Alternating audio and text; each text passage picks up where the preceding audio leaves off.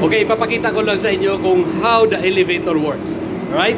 So sa mga elevator usually nakikita natin dyan sa mga hotel, ganito din yun ang trabaho niya. So meron tayong electric motor, brake coil, brake pad, okay? May shafting, pupunta siya rito sa gearbox, okay? From gearbox, mayroong pulley. May pulley din dito. At sa loob nun, nandoon na yung car. Okay? Meron yung wire. At yun yung nagdadala ng up and down. Okay? Let's say for example, nag-command tayo ng up or down. Sasabay ito sila. Once na nag-command ng up or down, ma-energize itong brake coil. I-push niya to ng mga 1 mm lang or 1-2 mm. Bubukas ito ng konti, mga 1 mm. Okay? And then, iikot na yung motor. Either up or down, reverse or forward. Okay? So, doon nyo na makikita, tumatakbo na yung elevator. Okay? Pag dumating na siya sa tamang level, madi-energize na naman tong brake coil, kakagat na naman itong brake pad. Yun yung magpapastop sa elevator.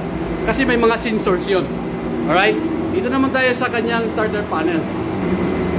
Okay, so ito naman yung loob na makikita nyo sa kanyang starter panel. Inverter yan. At Hyundai ang maker nito. So, more on electronic cards, inverter, wala ka na makikita malalaking magnetic contactor. Maliliit na relays, gamit ng card dito,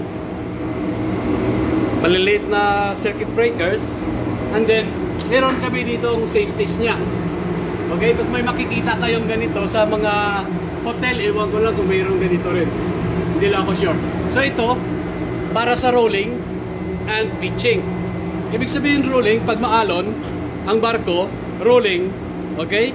Kapag nagro-rolling ang barko, up to 15 degrees, may degrees yan.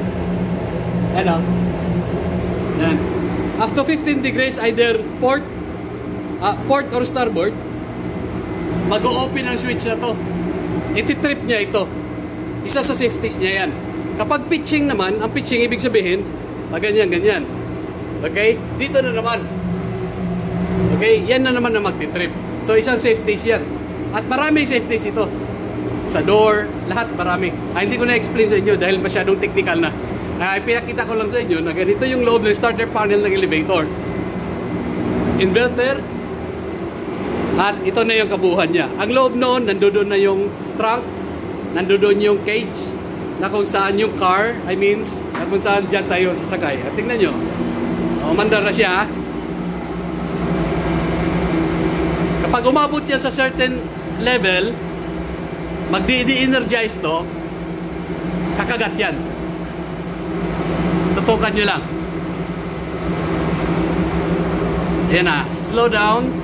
And then, there. Okay, so nag-stop na siya. So, ito yung kung paano mag-work ang isang elevator. Alright? So, yun lang at maraming salamat.